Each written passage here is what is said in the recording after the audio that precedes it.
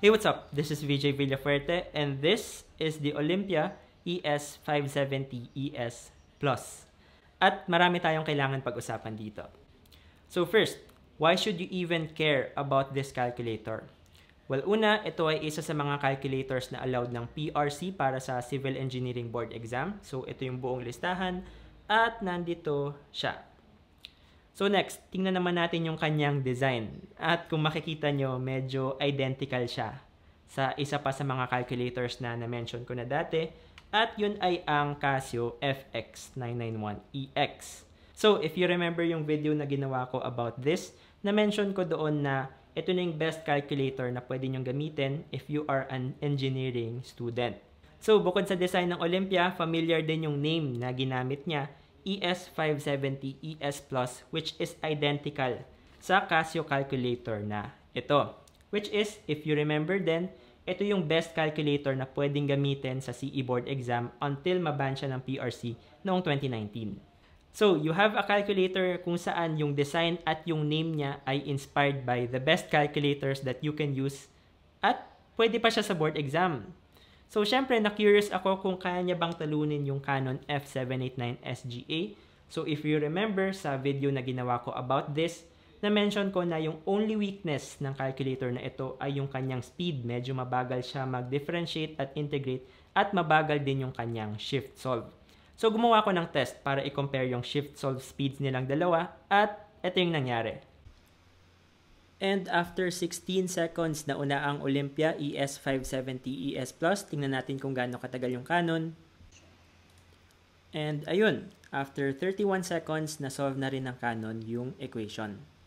So, medyo nakakagulat na mas mabilis ng 2 beses yung Olympia kaysa sa Canon sa pag-shift solve sa equation na yon. So, I did other tests. This time, sinali ko na yung Casio FX570 ES Plus. At ito naman yung nangyari.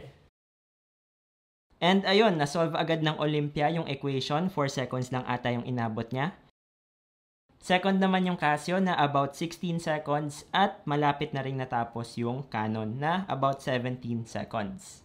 And hindi lang yun, nag-try pa ako ng pangatlong test. This time, kinumpare ko yung speed nilang dalawa sa pagsosolve ng isang simpleng equation na ito. And this is what happened.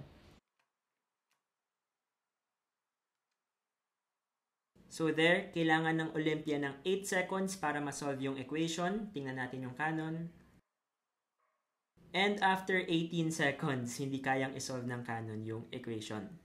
So, after those 3 tests, ready na talaga akong i-declare na ito na yung best calculator para sa Civil Engineering Board exam. Until magsubok pa ako ng ilang equations. So, kinumpare ko yung shift solve speeds nila sa marami pang equations at na-surprise ako kasi may mga times na mas mabilis yung Canon at may mga times naman na mas mabilis yung Olympia. Not sure kung bakit ganun yung result pero sa tingin ko, iba yung method na ginagamit ng Olympia compared sa Canon at Casio in terms of shift solve. Also, nakita ko yung video na ito sa Facebook posted by DJ Molina kung saan kinumpare niya yung integration ng both calculators at nakita natin na mas mabilis talaga pa rin yung Canon. Also, may weird na problem yung Olympia kung saan kapag mag-shift solve kayo ng isang complicated na equation, may tendency na mag-overlap yung equation na yon sa sagot na ibibigay ng calculator. So, watch out for that na lang. So, in summary, sa Olympia, medyo mas mabagal yung kanyang differentiation at integration, pero may mga times naman na mas mabilis ito mag-shift solve. Sa Canon naman, mas mabilis yung kanyang differentiation at integration. May times din na ito yung mas mabilis mag-shift solve. And on top of that, may mga features yung Canon na wala yung Olympia, tulad ng 4x4 equations, 4x4 matrix, quartic equations, at yung apps button na ito, na pwede kayong makapag-solve ng GCD, LCM, at modulo. And finally, yung main advantage ng Canon over the Olympia would be mas readily available yung Canon sa Philippines, whereas sa Olympia, medyo mahihirapan pa kayo maghanap kung saan kayo mag-order. Nakuha ko sa akin sa Malaysia at 6 months yung kailangan kong hintayin bago dumating yung calculator na ito. Pero ang gusto ko talaga iparating sa video na ito is that it doesn't matter kung anong calculator yung gamit nyo. Whether Canon man or Olympia, ang mas importante is that alam nyo yung fundamentals ng topics na inaaral nyo bago nyo siya applyan ng calculator techniques. So again, wag nyo masyadong tuunan ng pansin kung Canon man or Olympia yung gamit nyo. Makakapasa pa rin kayo ng board exam as long as mag-exert kayo ng effort and you make your 6 months of review count. So I hope nakatulong yung video na ito sa pagde-decide kung anong calculator yung pipiliin nyo. As always, don't forget to subscribe. This is VJ Villafuerte. Thanks for watching.